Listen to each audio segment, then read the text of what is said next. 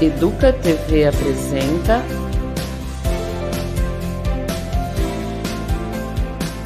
Vamos Conversar? Olá, seja muito bem-vinda e muito bem-vindo ao videocast aqui da Educa TV, o Vamos Conversar.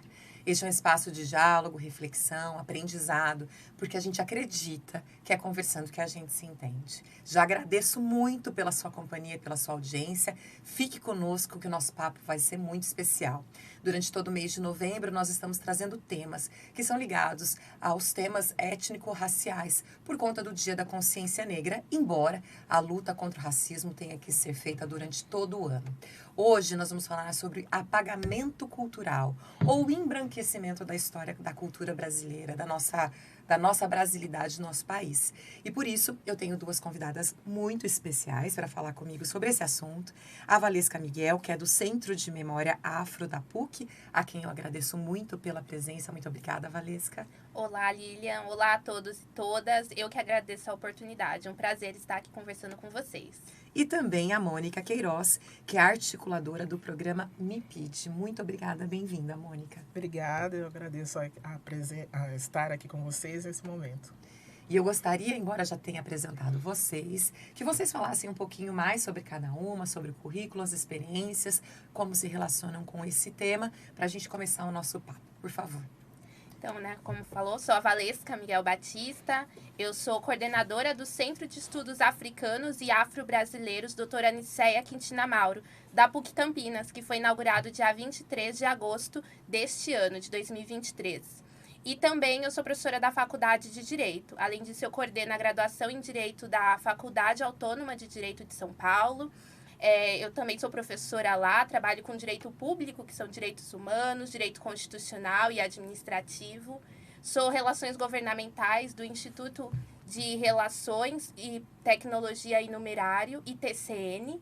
E também conselheira do Instituto Luiz Gama, que cuida de ações para a proteção dos direitos humanos e causas quilombolas. É um imenso prazer, fazer todas essas ações que atravessam, a luta de combate ao racismo, por uma libertação efetiva e combate às desigualdades no geral. Muito bem. E você, Mônica? Eu sou a professora Mônica, atuo na rede já vai fazer 25 anos, já estou para aposentar. Sou professora aposentada da FUMEC também. Estou afastada de sala de aula desde 2015 para assumir um programa que se chama Memória e Identidade na Promoção da Igualdade e na Diversidade, que é um programa que existe na rede municipal desde 2004. E desde 2015 eu venho assumindo ações formativas para os profissionais da rede, dentro da temática da história e cultura africana e afro-brasileira e indígena e cigana também. Fui vice-presidente do Conselho de Desenvolvimento e Participação da Comunidade Negra de Campinas durante 3 gestões e ainda sou membro do conselho, faço parte da CADER, da Unicamp. Enfim, como a Valesca falou, a gente faz parte de um monte de coisa e acaba participando de várias ações em diferentes espaços, porque acreditamos que essa luta a gente tem que estender e tem que fazer várias parcerias, para estar trazendo elementos aí para estar ajudando os nossos profissionais dentro da escola para que atuem com as nossas crianças, O nosso foco de atuação é os nossos crianças, jovens e adolescentes, para que eles não passem por situações de racismo, porque eles entendam que a história do Brasil, ela é uma história com muitas participações, participações valorosas, participações importantes. Então, o nosso trabalho é mais ou menos nesse caminhar aí. A gente vai fazendo parcerias com outras secretarias, com outras instituições, enfim. Muito bem, por isso que eu estou muito honrada em receber vocês duas aqui hoje para falar sobre esse tema. E já que você já começou aí, já mencionou a história, eu queria que a gente começasse explicando um pouco o que é esse termo. Eu que comecei a estudar e que tenho interesse em me aliar a essa causa, a causa antirracista, tenho ouvido muito esse termo embranquecimento da nossa cultura. Queria que vocês explicassem isso, já que você falou de história. Mônica, o que isso quer dizer na prática? Embranquecimento é quando você não dá o devido autoria, né, àquela população. Então, muitas das ações e das posturas que hoje nós temos, até dos personagens que tem na nossa história, eles foram embranquecidos, né? Ou, por exemplo, o domínio de tecnologias que os povos africanos tinham, né, lá em África e que vieram de lá para cá com esse domínio tecnológico, e na nossa história brasileira, é como se não fossem todos ignorantes, não tivessem nenhum tipo de conhecimento, né? Então, isso é um exemplo desse embranquecimento, né? Tirou daqueles que detinham mesmo esse conhecimento, tirou a autoria deles, né? Desses grupos. Isso não só da questão do negro, mas também na questão indígena, né? Que também tinha um domínio de muitos saberes, aqui, principalmente das nossas... flora, fauna, enfim, né, e tudo mais, né? Então, se tira deles esse conhecimento, se desvaloriza esse conhecimento também, né? Desvaloriza essa população e aí apresenta como se esse conhecimento fosse um conhecimento vindo de Europa ou dos europeus, tal, né? Então, é um sistema, faz parte do racismo estrutural, né? Essa desvalorização dessas populações. E aí, né, conseguir vir e assinar como autor de posições, de conhecimentos que não são deles, né, que já vieram de povos que aqui já estavam ou de povos que vieram do continente africano. Não, perfeito, né? O que a professora Mônica coloca evidencia como que é violento esse processo de embranquecimento, né?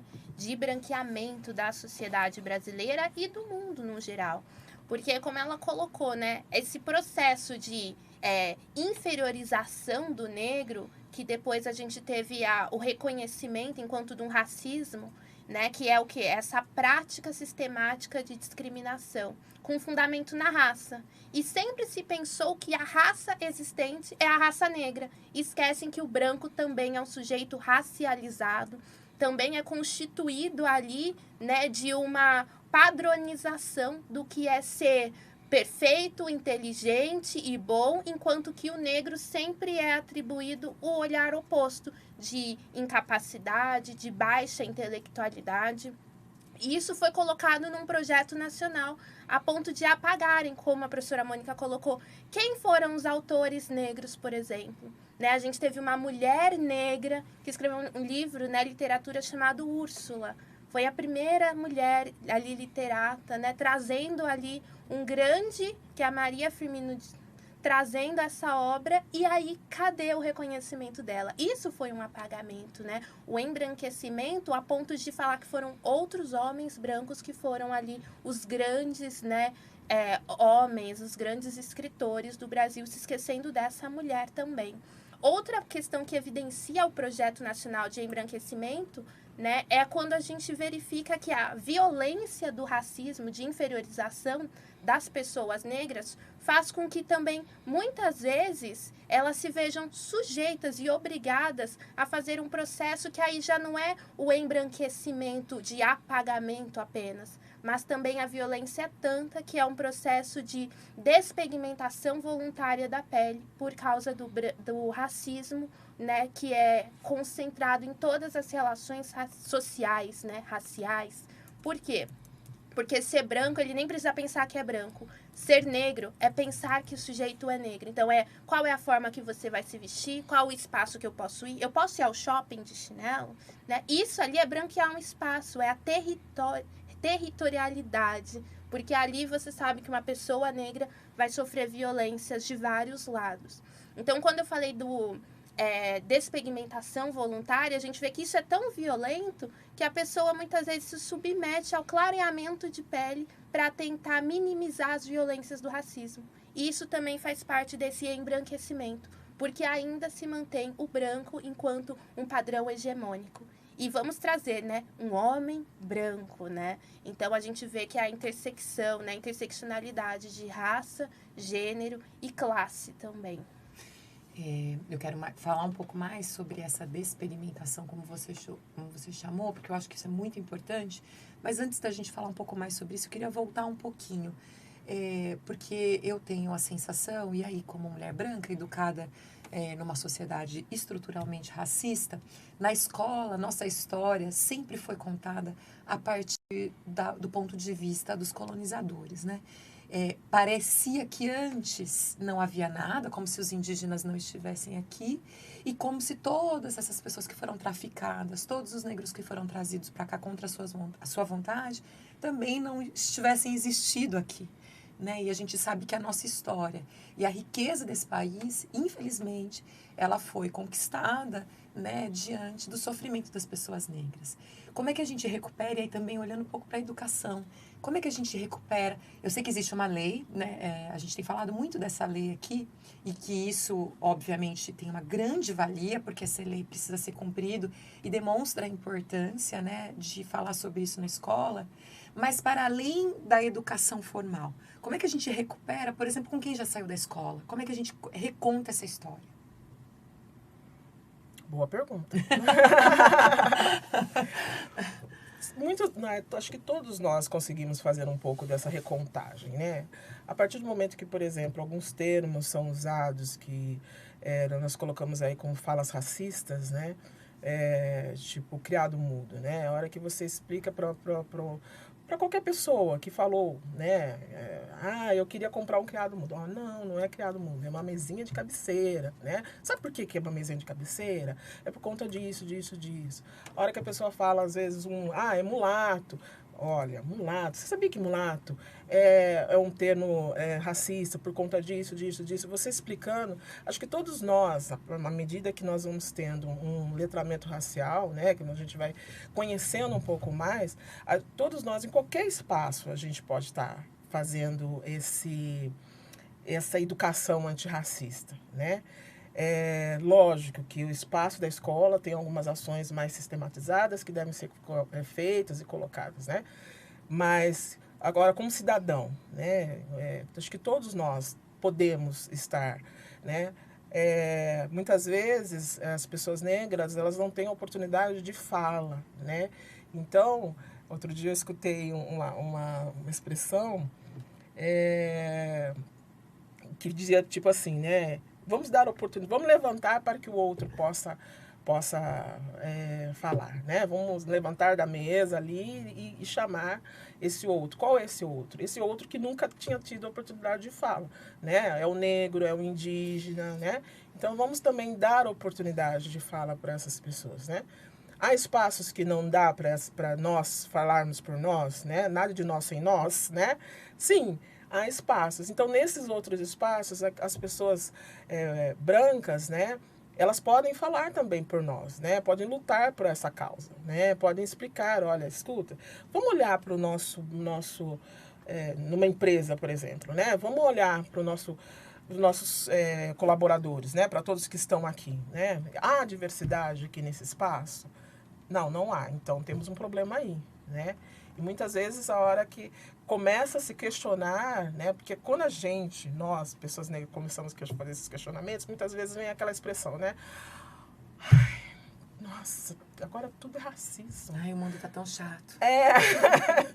Né? Então, assim, muitas vezes é a hora que a outra pessoa, aquela pessoa que é branca, tão branca quanto aquele outro, fala, aí muitas vezes é ouvido, né? Isso não quer dizer que a gente não tenha que falar, sim, né? A gente tem que falar sim, mas também tem esse papel que as pessoas brancas podem estar fazendo, né? Então, à medida que eles vão tendo esse conhecimento, eles vão também trazendo e levando nos seus grupos. Nas rodinhas, houve uma piada, né? Isso, racismo, aqui porque nós estamos no recorte do racismo, né? Mas racista, homofóbica, machista.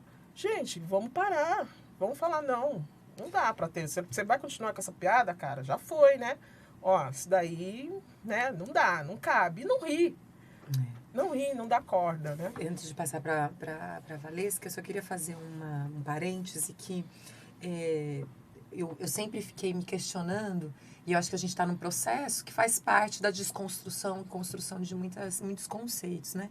Aonde é que eu me enquadrava nessa luta antirracista, né? E muitas vezes E até falando um pouco do feminismo, do machismo, que também são causas que, né, aliás, o feminismo que eu defendo, o machismo que eu combato, de entender que assim como a gente tem que trazer os homens para o debate do machismo, porque eles são, né, os opressores, são quem nos oprime, que nos mata, os brancos também têm que fazer parte do debate, né, do racismo. Sim. Porque também nós somos quem oprime, e isso que você disse é importantíssimo, né? Como eu vou usar meu privilégio branco, entre muitas aspas, para defender e para fazer com que esse tipo de fala, esse tipo de discurso não perdure, né? Para que eu possa... Desnaturalizar. Exatamente. Desnaturalizar. E causar formas. incômodo. A gente que passa por processo de incomodar também, Isso. Porque a hora que tá lá na rodinha, porque a pessoa olha, né? Ah, nós estamos numa rodinha de branco, então eu posso fazer uma piadinha tal, né? Aí, ou uma pessoa fala, não, você não pode. Exatamente. Tá bom, querido? Você não pode, tá? Porque isso daqui não é legal, eu não aceito isso. Aí a pessoa fala, opa, então já não posso falar em qualquer espaço, né? Então, assim, são pequenas ações que às vezes as pessoas acham que não são importantes, mas são importantíssimas, porque você está lá naquele momento, né? E aí, às vezes, é só aquela pessoa que está ali que vai conseguir falar sobre isso, né? Então, ela presenciou aquilo e não se calar, né? Eu acho que é muito importante isso. Às vezes a pessoa escuta e fala, ai, mas eu vou ser a chata? Seja chata, por favor. Seja o chato, por favor. Né? Seja o chato, porque assim, não dá mais pra gente tolerar, sabe? Falas, piadinhas machistas, racistas, homofóbicas, enfim, né? Então a gente tem que ter esse papel contínuo mesmo, né? Se a gente quer uma sociedade melhor, se a gente quer uma sociedade com mais respeito, né? E você só vai... E levando conhecimento sempre, né? Então, quanto mais conhecimento, quanto mais informação você... Aproveita uma roda... você está conversando ali com os seus filhos e os amigos dos seus filhos estão ali. Às vezes é a oportunidade certa de você vir e falar assim, vocês sabiam que Francisco Glicério era uma pessoa negra, né? Aí, não. Ah, pois é, ele era. Pronto, você já está passando muitas informações, né? Então, vamos pulverizar esses conhecimentos que nos chegam, né? Porque a gente teve uma construção educacional extremamente eurocêntrica, né? E eu falo por mim, eu fui saber um pouco mais sobre a minha população já em época da faculdade, quando fui fazer Unicamp. Então, assim, eu era adulta, com filho, trabalhando e tudo mais. Então, veja, é isso que a gente não quer que aconteça com as nossas crianças, quer que essas informações já cheguem para eles lá na educação básica, lá no berçário, eles já tenham essas informações, né? Não precisa chegar uma pessoa adulta para conhecer que no continente continente africano havia reinos, havia domínio de tecnologia, que Francisco Glicério era uma pessoa negra, que Carlos Gomes, que é a escola que eu estudei desde a educação infantil, era uma pessoa negra. Eu falei, como? Eu estudei lá, nunca soube disso. Ninguém me contou? Ninguém me contou. Então, assim, são ações que a gente tem que fazer diariamente, né? Constantemente. É por aí que a gente reconta essa história, Valesca? Não, com certeza. E o interessante é fazer esse atravessamento mesmo, né? Desde a educação básica, quando vai estudar, eu sempre gosto de lembrar, geografia, né? Eu fui ver depois, né, no ensino médio, indo para a graduação em Direito, que era Milton Santos. Não foi meu professor da educação básica que falou que geografia era legal e que tinha Milton Santos, um grande geógrafo, né? Que estuda o espaço, a globalização brasileira, né? Com a sua obra. E por que a gente não tinha esse conhecimento? Então, isso faz toda a diferença na formação de crianças e adolescentes, porque eles vão falar, nossa, eu estou estudando uma pessoa negra que foi tão reconhecida, porque isso cria um imaginário de que ele também tem essa possibilidade de sonho e aspiração. E isso faz com que mude a percepção de qual é o lugar que essa criança ou adolescente pode ocupar, né? Para além disso, criar também os espaços de diálogo com pessoas negras, trazendo outros temas. Eu e a professora Mônica, nós estudamos esses temas, então com certeza estaremos nos espaços fazendo esses debates enquanto mulheres negras. Mas eu tenho uma amiga negra que é engenheira. Sim. Então ela vai falar sobre engenharia física, mecatrônica, automação. E não porque o corpo dela já é um antirracismo naquele espaço que ainda, infelizmente, tem a carência de pessoas negras. E não é porque não querem, né? É todo um racismo estrutural que, né, permite o atravessamento dessa bolha, né? Dessa construção feita. E aí foi muito bem colocada a questão, né, que vocês colocam sobre o privilégio branco. Né, o privilégio branco é reconhecer que realmente tem esse privilégio, que é de estar em espaços, de não ter que pensar quem é naquele espaço. Só que aí, com isso, é usar para pôr a prática antirracista.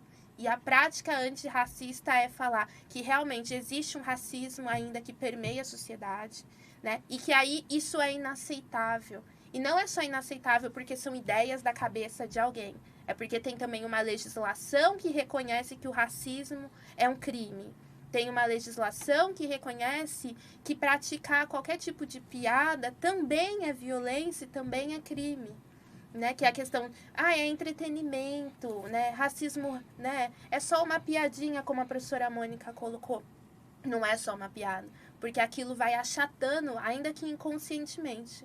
E vai falar, poxa, mas está na sociedade, é normal, né? Isso daí não precisa de criminalizar. Não, eu não estou falando para colocar todas as pessoas na cadeia, estou dizendo, você reconhece que é um crime, então isso é inaceitável em nenhum momento, isso é inaceitável em todos os momentos e não pode acontecer, não é piada, não é uma brincadeira. E ainda que a pessoa não tenha intenção, né, ela tem que saber que aquilo ainda é violento. E como fazer isso desde a base? E aí vem com esses processos educativos, né, de mostrar quem são as pessoas, mostrar o que eles podem ser e dar a possibilidade de outros sonhos e aspirações. Eu gosto muito de sonho e aspiração porque coloca, né, que aquela criança negra, e aí o racismo ele é extraeconômico, né, ele não vê classe, uma criança negra, ainda que raramente vai em condição abastada, tenha uma classe econômica melhor, ela sofre a violência do racismo, porque ela ainda às vezes é a única naquela escola, é a única naquele parque, então ela está sofrendo as violências. E como combater isso, né? Já que ele é extraeconômico? O combate é mostrando que o racismo, ainda que praticado sem a intenção, ele também é violento. E aí vem também com esses espaços de onde vão estar as pessoas negras. Se a empresa nota, como a professora Mônica pensou, na questão de organização, é o que hoje em dia está na legislação, está inclusive no dever das administrações públicas, direta e indireta, que é o compliance, que é programa de risco, de conformidade e integridade. Então, se na administração não tem pessoas negras no cargo de gestão, então, com certeza, as leis para concurso público já permite ações afirmativas. Então, eu tenho que ter pessoas negras lá, independente do cargo. Se a iniciativa privada já tem esse espaço, né? Então, ou seja, de ações afirmativas. Isso é uma questão de mudança. E a lei, né, 10.639, tem o quê? 20 anos. E aí, como colocado, ainda a gente tem que ficar constantemente falando, precisa materializar na formação. Preciso mostrar que tem os espaços. Preciso levar isso principalmente para as comunidades e periferias, que são a maioria de alunos negros, né, em regiões periféricas, que tem outros atravessamentos de violência. E a raça é mais um acúmulo. Então, todo esse aspecto, né, é uma forma de combater o embranquecimento e é uma forma de ter a prática antirracista. Né? Então, faz parte do processo de formação. E, com certeza, as iniciativas que a gente tem, né, que nem agora falando pelo Centro de Estudos Africanos e Afro-Brasileiros, agora com essa questão de formação, com os diálogos sobre racismo, a gente está trabalhando o racismo institucional interno, né? E da comunidade que é convidada para fazer esses diálogos. Isso é uma forma de conscientizar, porque também muitas pessoas negras, em razão do acúmulo de trabalho, também nem têm a percepção de como eles podem combater essas violências que sofrem.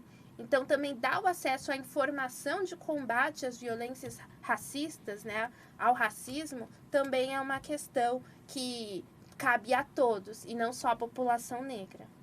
E aí eu queria que você fazer uma relação, né, falou de Carlos Gomes, de Milton Santos, com o que você falou da despigmentação, porque eu percebo, eu imagino que também trazer essas figuras de volta, né?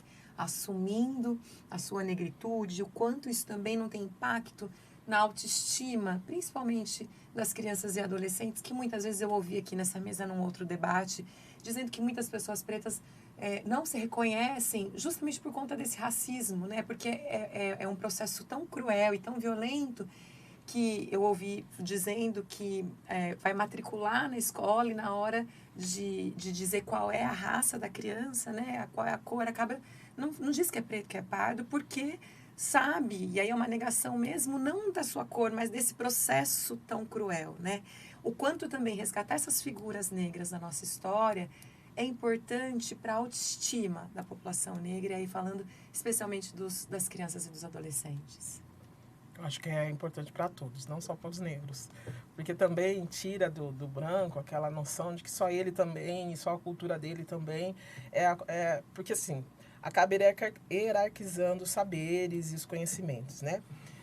Então, quando uma pessoa negra sabe, conhece aí que Francisco Glicério, que o Diogo Rebolo, Bento Quirino... A Chiquinha Gonzaga, lembra que foi uma atriz branca que fez a primeira versão, né? Isso, né? Então, quando você sabe, né, é legal, é bom, né, para você entender que tivemos aí pessoas que fizeram a diferença na história do Brasil e do mundo, né? Fizeram e fazem, né? Então, a representatividade é importante. Mas também para a pessoa, para as crianças, por isso que eu falo que essa educação antirracista, ela é para todos. Não é só para...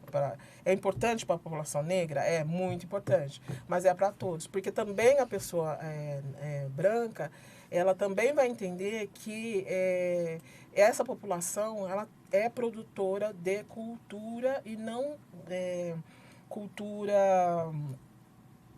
erudita, vamos pôr assim, enfim, de diferentes aspectos da cultura, né?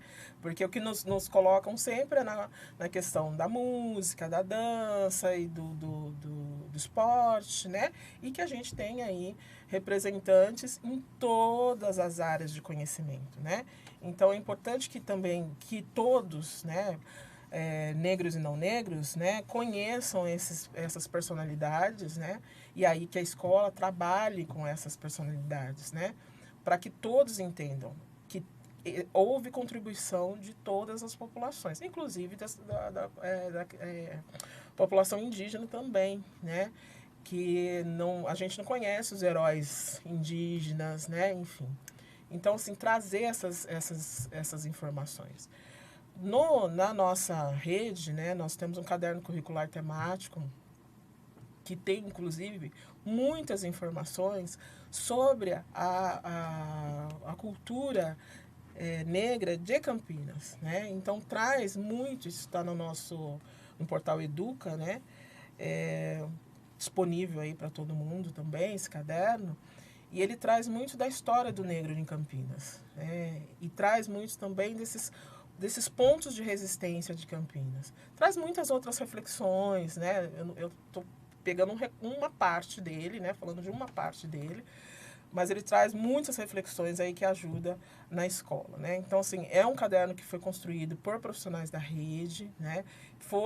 Teve uma consulta das próprias escolas, da própria rede, e ele está muito bem elaborado. Então, dá para trabalhar e trazer por exemplo, essas personalidades, né, que nós temos no Brasil. Ali foi um recorte apenas do Brasil, né, e colocamos alguns, Laudelina de Campos Melo, enfim, e algumas personalidades de Campinas para mostrar exatamente isso, né? Qual é a história do negro em Campinas, né? Então, facilita esses profissionais, tendo acesso, né, a esse caderno que está disponível, né, levar esse conhecimento para dentro das escolas.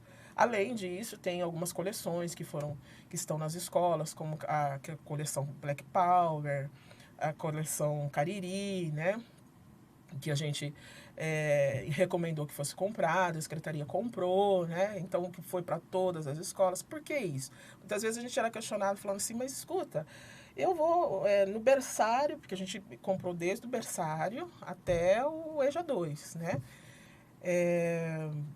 O berçário, eu vou contar a história, a biografia da história. Falei, além, né, você não precisa ler a história, você conta, Você faz de uma maneira lúdica para as crianças muito pequenas.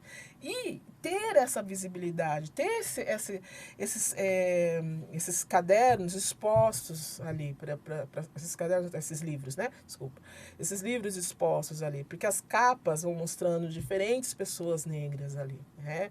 Com diferentes tonalidades, diferentes tipos e diferentes representações, né? Então, nós temos ali médico, engenheiro, enfim, né? E aí você vai contar desde o pequenininho, desde lá do berçário, né? Ele vai estar vendo essa diversidade. Então, para a criança muito pequena, ver o que é palpável é muito importante. Por isso que, assim, o que está exposto na escola tem que estar exposto a essa diversidade, né? Então, vamos trazer materiais, vamos trazer elementos indígenas e colocar para as crianças vejam fotos, enfim, né? Poesias para as maiores, vamos trazer esses outros elementos e espalhando pela escola, né? E eles vão e a educação acaba não sendo não só também para as crianças, mas para toda a comunidade. Sim. Porque todo mundo entra ali, né? Então, o pai, o avô, o tio que vai buscar, né? E às vezes vai perguntar, mas o que é aquele instrumento que está ali na parede lá da sua sala? Aí a criança vai falar, esse é um instrumento que faz isso, sim, assado, não sei o que lá, vai explicar. Então, você amplia essa educação, né? Para além dos muros da escola. E nós temos alguns, tanto materiais quanto documentos curriculares, importantes que ajudam muito nesse processo, né? A gente sabe que há algumas resistências, né?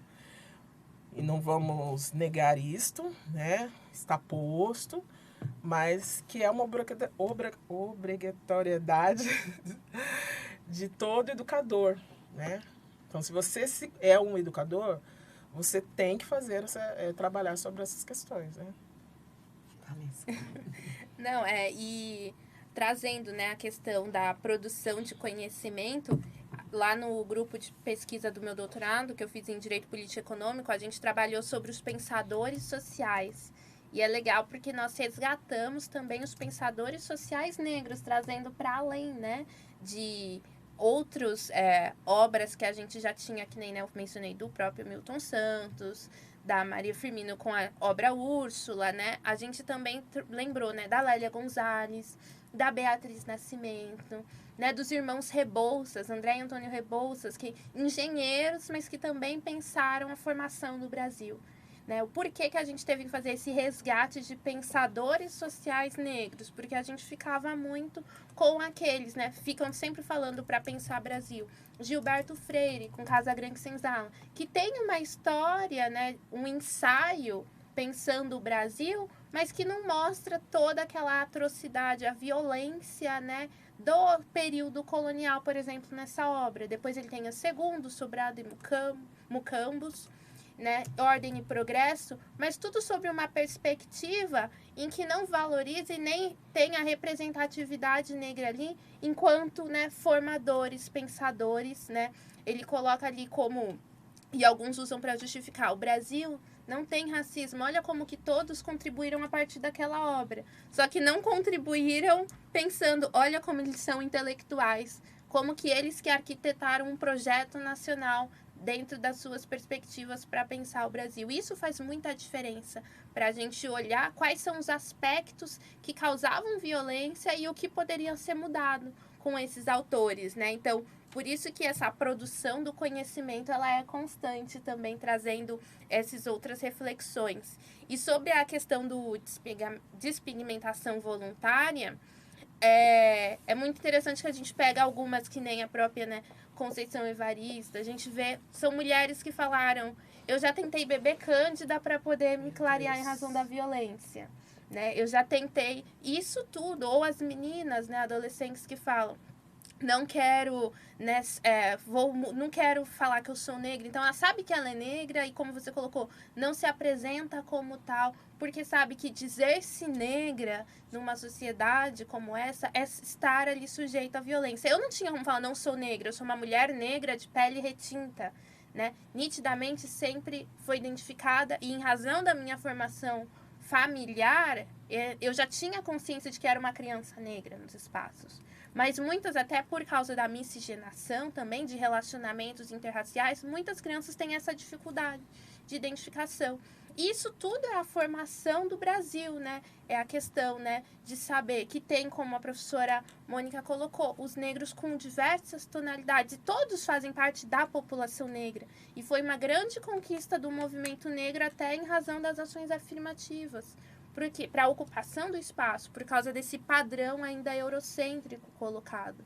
Né? Então, com certeza, ter esse processo, né, de memória é saber que todos ali são importantes, mas ao mesmo tempo saber qual é o público que sofre violência e como trabalhar essa conscientização. Daí que vem, né, a questão da consciência negra também, né? É saber a importância de você ter, sim, uma pessoa negra com capacidade, potencialidade, com possibilidades como qualquer outra. E a pessoa branca, na questão de letramento, informação, como colocado, de que as pessoas negras, eles não são inferiores.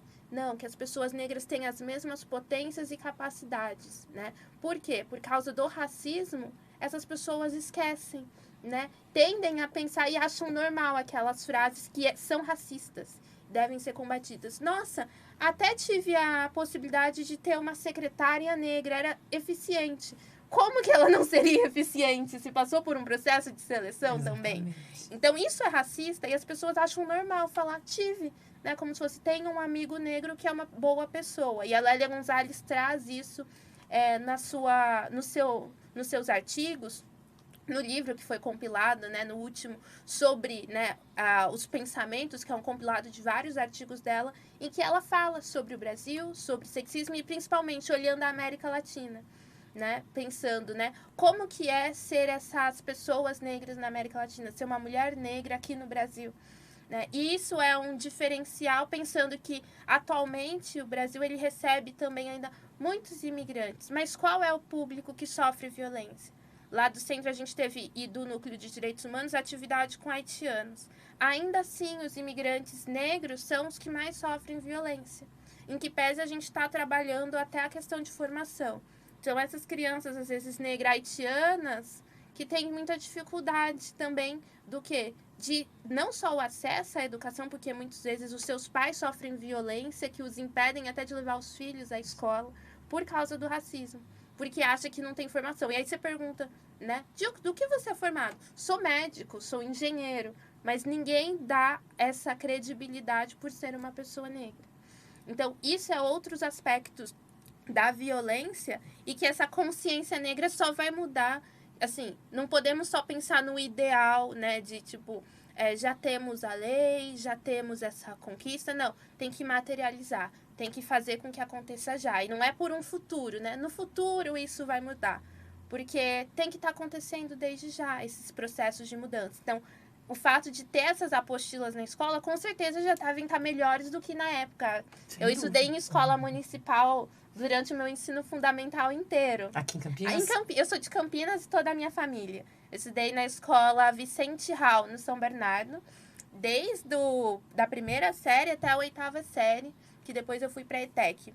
E eu me lembro, lá eu posso dizer que era uma escola diferenciada, que a gente tinha até piscina lá.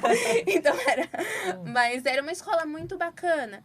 Mas eu não lembro de ter todo esse material que agora está sendo disponibilizado. Então, com certeza, se eu tive uma formação muito boa, que, né, me permitiu com uma família, que me permitiu ter o espaço que eu estou hoje, com certeza, com esse acesso, vai trazer outras mudanças. Sim. E está acontecendo agora. Então, se a gente ficasse na ilusão daqui a um tempo, naturalmente vai mudar, era o que José de Alencar falava. Tem um livro dele que fala Cartas em Favor da Escravidão. Que ele falava, e pensa, José de Alencar cai no vestibular, né, gente? Que daqui a alguns anos vai mudar. E ele defendia a manutenção da escravidão, porque naturalmente mudaria. A gente não pode pensar que o racismo naturalmente vai mudar. A gente tem que combatê-lo com essas formas. E só de ter esse podcast, esse espaço, a gente dialogar, já é uma forma de dar aquela cutucada, né? De práticas antirracistas constantes. Então, acho que isso faz parte. E aí, só nesse ponto, né? O que eu mencionei da despigmentação é também do livro Paradoxo Haitiano, Despigmentação Voluntária na Contemporaneidade, do Fran Rousseau-Deus. É um doutorando em Sociologia da Unicamp que escreveu a dissertação dele de mestrado sobre esse tema, fazendo comparação sobre quais são os gatilhos que levam as pessoas a passarem por esse processo. E aí, quem tem orçamento, olha como é extra econômico. Quem tem dinheiro paga com cremes e produtos, mas quem não tem se submete a isso entrando em uma banheira com ácido. Meu Deus. Então, imagine a dor, e a dor que ela sofre ainda vale a pena por causa da violência racial. Então, para a gente ver como que isso é extremamente profundo, né? E precisa realmente ser combatido. E aí eu queria até, né, pegando esse gancho desses materiais que foram comprados, eu sempre gosto de perguntar isso aqui, da avaliação de vocês. Claro que, e eu também sempre digo isso aqui, que nada está posto, né? A gente sempre tem que avançar e lutar para que as coisas continuem avançando. Mas qual é a avaliação de vocês desse momento da história que a gente está vivendo hoje? A gente avançou realmente? Ainda há muito que avançar? Podemos ser otimistas? Não podemos... Para vocês, aí, de forma muito individual, qual é a avaliação de vocês desse momento em que a gente se encontra hoje? Antes, posso fazer só uma colocaçãozinha, Claro. que eu acho importante Claro. da fala da Valesca, porque, assim, essa questão da construção dessa identidade negra, ela é uma construção e ela é gradativa. E aí, muitas vezes, a pessoa acha que todas as pessoas negras, elas têm esse letramento racial, eles têm esse entendimento, né? E não tem. E por conta dessas violências mesmo que ela estava falando, né? Muitas vezes essa identidade é negada, né? E muitas vezes não cabe a nós, isso daí eu falo, qualquer um, não cabe a nós falarmos para o outro o que ele é. Isso é uma construção individual. O que a gente pode fazer dar condições para que ele possa ir construindo a sua identidade de maneira positiva. Quais condições são essas? Apresentando esses elementos, apresentando a cultura, a história, a beleza, a estética negra de uma maneira valorativa, uma maneira positiva. Né? Por que eu falo isso? Porque eu, na sala de aula da FUMEC, era uma senhora adulta, né? São adultos adultos, e eu lá falando, então nós, mulheres negras, né? E meio que apontei também, tipo, nós, né? E ela virou para mim, era uma senhora negra, retinta, como eu, e ela falou para mim, eu não sou negra, professora. E isso me deu um certo choque, assim, na hora, né? Eu falei, como assim, né? Mas aí continuei, né? Dando minha aula, tá bom, tá, aí, né? E depois eu fui, porque daí você pisou na bola, né? Aí continuei dando a aula, tá? E depois comecei a querer saber um pouco mais da história dela. E é essa história, uma história de vida com extrema violência, né? Em que ela nega essa identidade negra, né?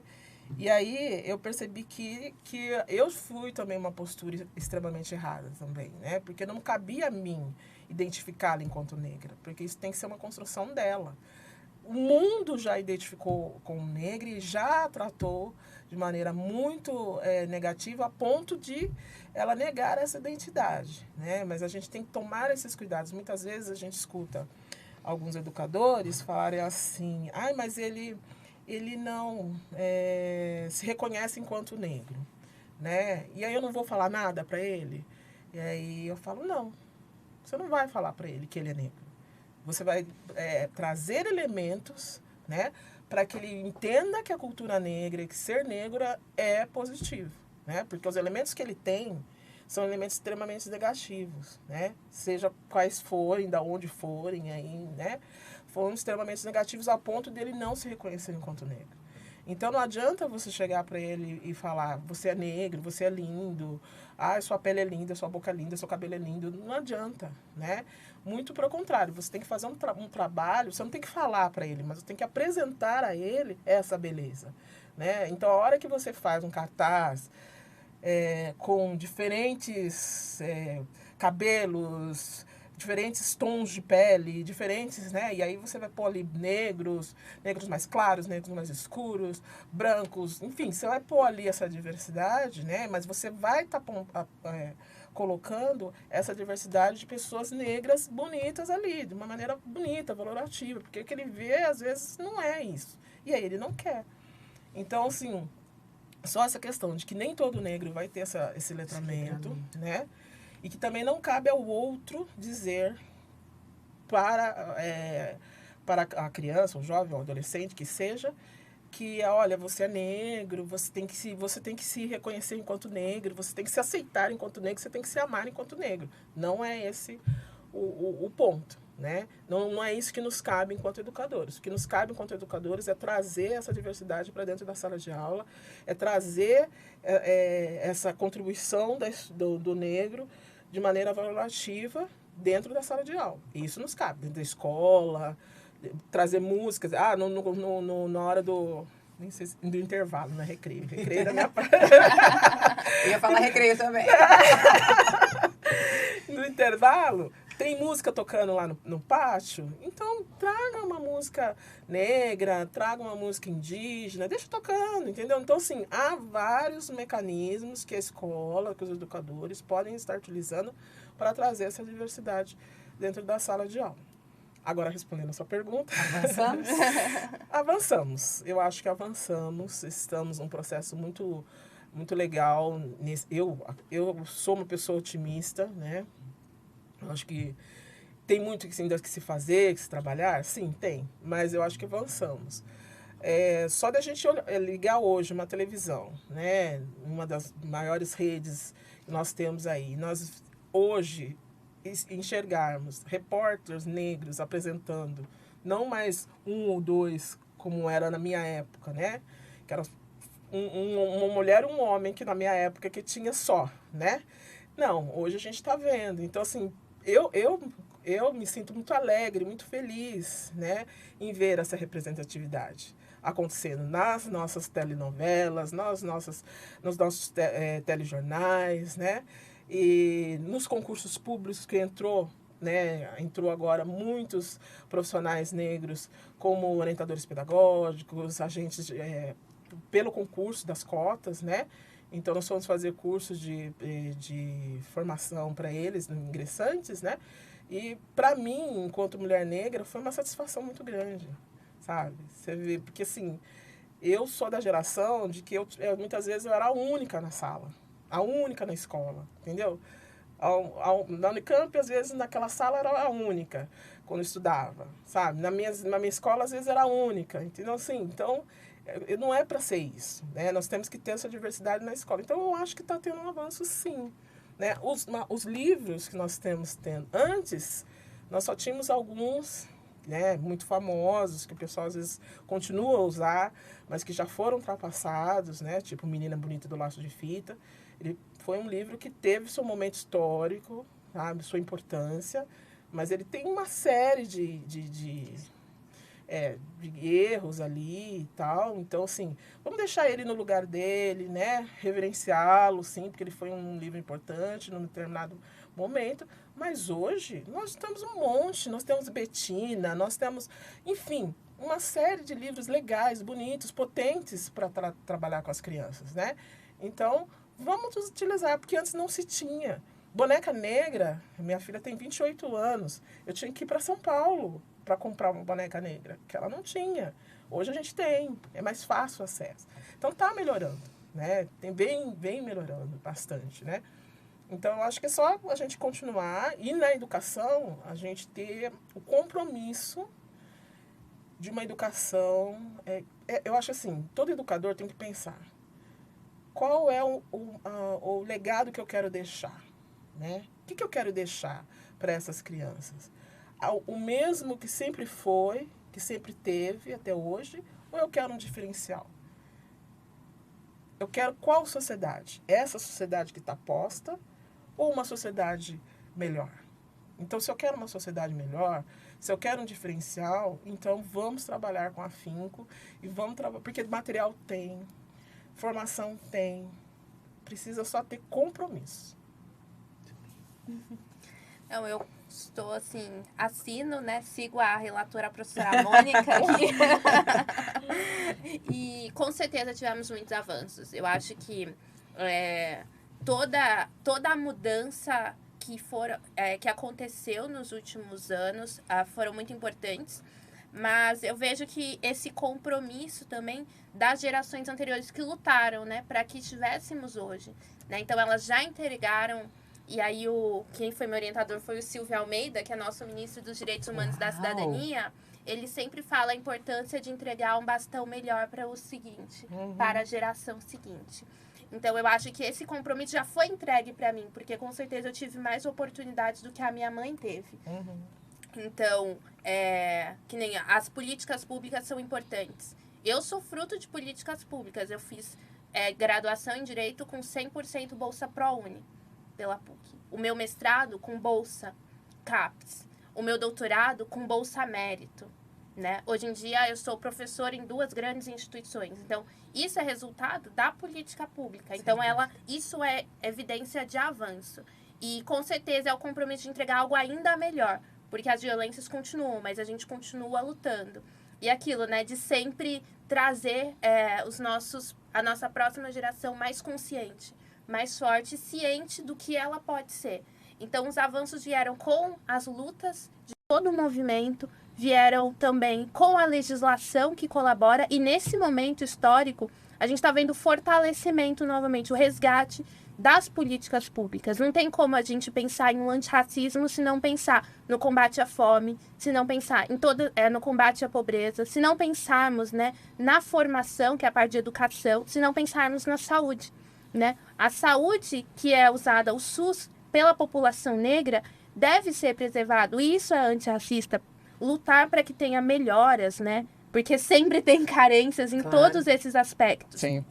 E aí vamos trazer, né, para a palavra da década, sustentabilidade. Isso é sustentável para todo mundo, porque todos os aspectos ali, né, de pensamento de novas inovações, tecnologias, só vão acontecer se trabalharmos frente às desigualdades, né, combatendo essas desigualdades e vulnerabilidades. Então, os avanços estão aí constantes, a legislação está aí para dar esse suporte, mas não é suficiente, né? Com certeza a gente precisa desse trabalho conjunto.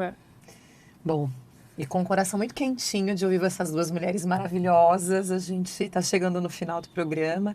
Queria que vocês fizessem as suas considerações finais, mas já digo aqui de antemão para vocês que foi maravilhoso ter vocês aqui com a gente hoje. Muito obrigada, por favor. Não, eu que agradeço essa oportunidade de estar vindo, conversando um pouco e refletindo junto, né? Aqui, que a gente vai ouvindo, vai refletindo, vai pensando, repensando, né? É muito legal esses momentos, assim.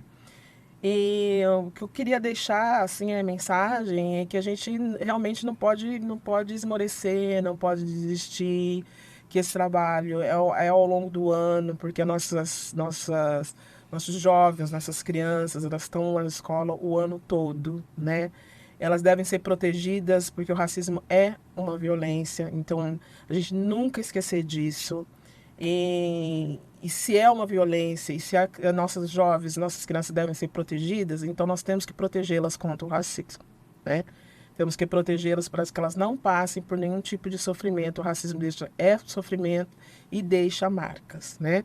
E eu acho que nos 2 casos, tanto em quem sofre, né, enquanto em quem agride também, né? Quem agride também, ele acaba tendo uma fissura ali no seu caráter, né? Né? Então, assim, temos que proteger os 2 e ter esse compromisso sempre e esse olhar atento, sabe? Que é olhar, ouvido, tudo, né?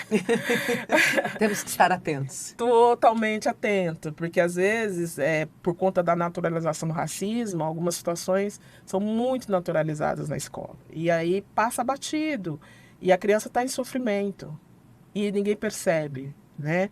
Então é esse cuidado que se tem que ter, né? Nós temos que proteger as nossas crianças. É isso. Vamos protegê-los. Vamos protegê-los. Muito obrigada, viu, professora? Valesca, por favor.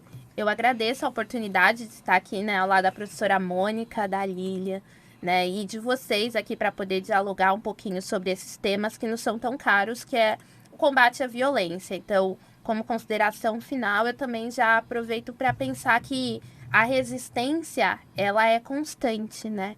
E ela é uma estratégia porque ela não se aplica a nós negros, ela se aplica a toda a sociedade. Então, é resistir ao normal e natural que ainda é o racismo. Então, é combater essa normalização e naturalização de forma fortificada, de forma coerente com o quê? Com os nossos aspectos sociais de que o povo brasileiro, né, ele só existe se combater essas desigualdades.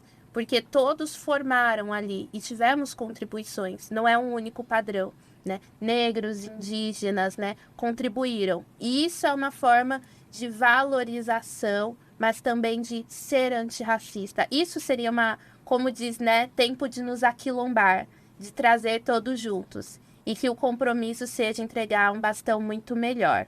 Muito obrigada. Eu que agradeço. Muito obrigada, então, a Valesca Miguel, que é do Centro de Memória Afro, da PUC, e a professora Mônica Queiroz, que é articuladora do programa MIPID.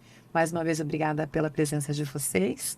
E esse foi o Vamos Conversar de hoje. Mais um tema muito importante. Eu espero que, assim como eu, você também tenha saído transformado e pensando, refletindo sobre o tema que a gente trouxe.